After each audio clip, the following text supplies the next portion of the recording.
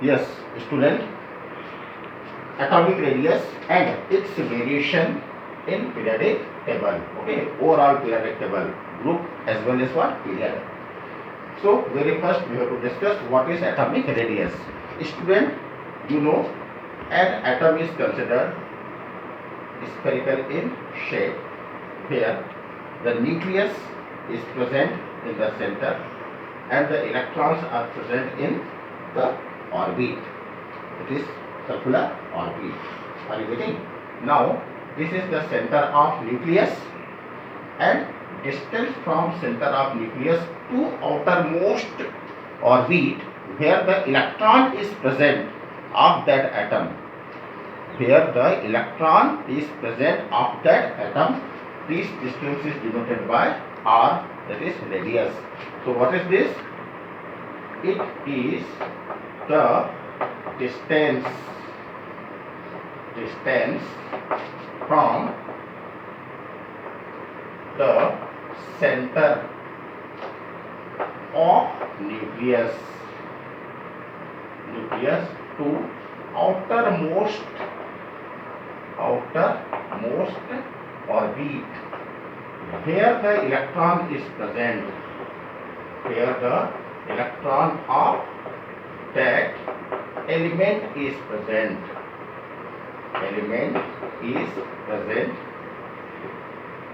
It is known as atomic radius. But student, you know, on the basis of Heisenberg uncertainty principle, that it is difficult to precisely determine the position of electron in an orbit. It is because there is a probability factor. Probability factor, that is the maximum probability of finding electron.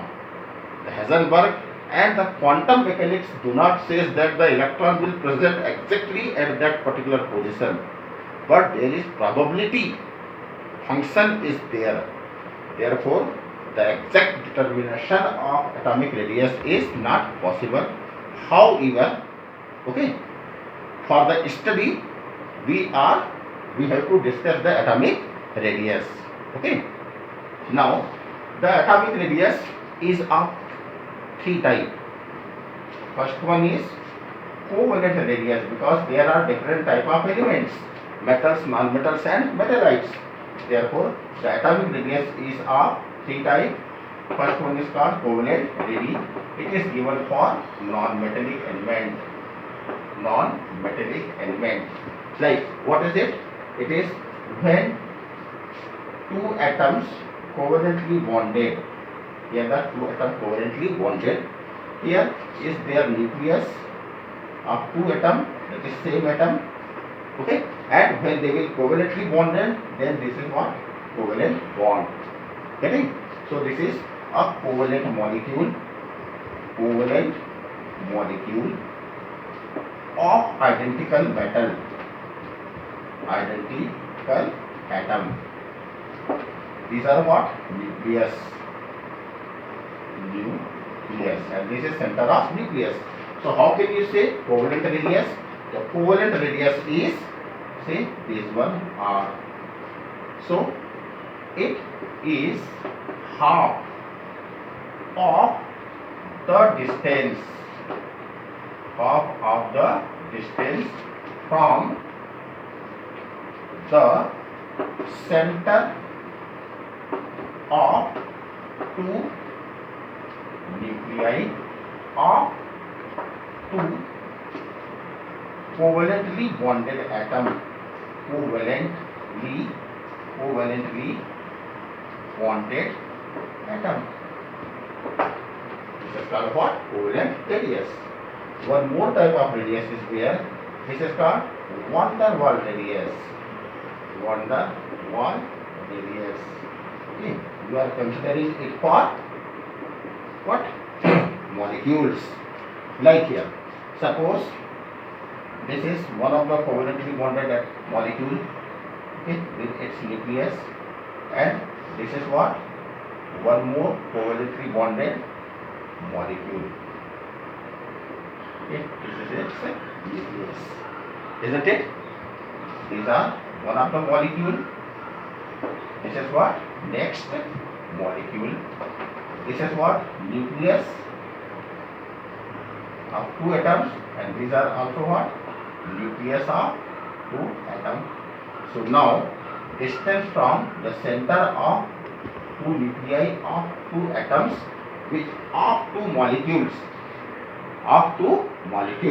okay, because molecules do not come close to each other in normal position because there is attraction, but along with what? Repulsion.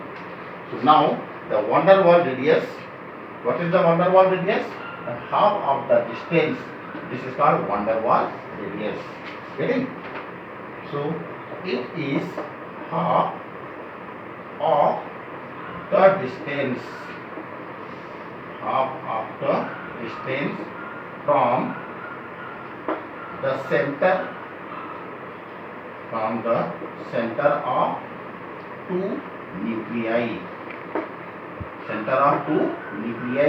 of two covalently bonded molecules.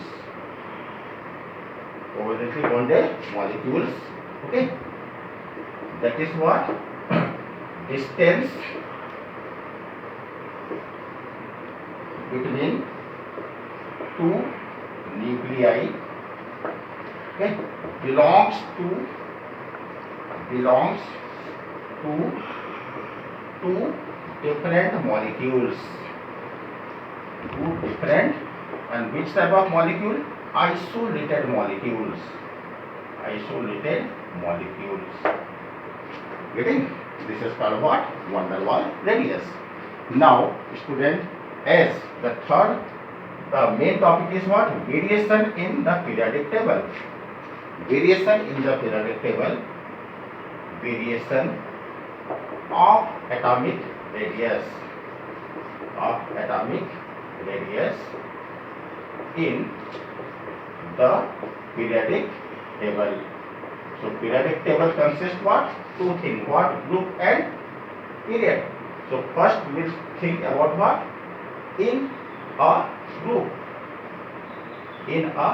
That is what? Moving down the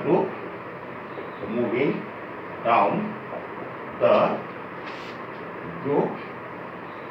Atomic size increases. Now, why atomic size increases? So we can call it here what a reason? Due to increase in number of shells. Isn't it? Like the first period means one shell, second period means two shell, third period means three shell, fourth period means four shell. So gradually one by one number of shells increases. Like here, first will have only one shell, second will have two shell, third one will have three shells. So obviously the atomic size is gradually what? Increases moving down the group. And the second one is in a period. In a period, that is what? When we move from left to right.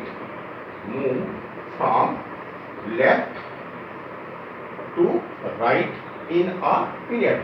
So students, you know that when we move from left to right in a period, number of shell do not increases, only number of electron increases and the proton increases. So electron and protons are increases one by one gradually. Okay. As number of proton increases by one gradually. What? Now proton is present in nucleus. So what? Nuclear attraction force increases. And due to increase in nuclear attraction force, atomic size decreases. So why the atomic size will decrease? It is because if the attraction force will increase of nucleus, then it will attract the outermost electron, and being it will attract outermost electron, the size will gradually decrease. So atomic size will decrease gradually. Okay, therefore we are saying the first group element, that is first group element is biggest in atomic size, while the 17th group element is smallest in atomic size of a respective period. Therefore what we are saying, the first group element, that is alkali metal, are biggest in size, while the halogens are smallest in size. Okay, yes.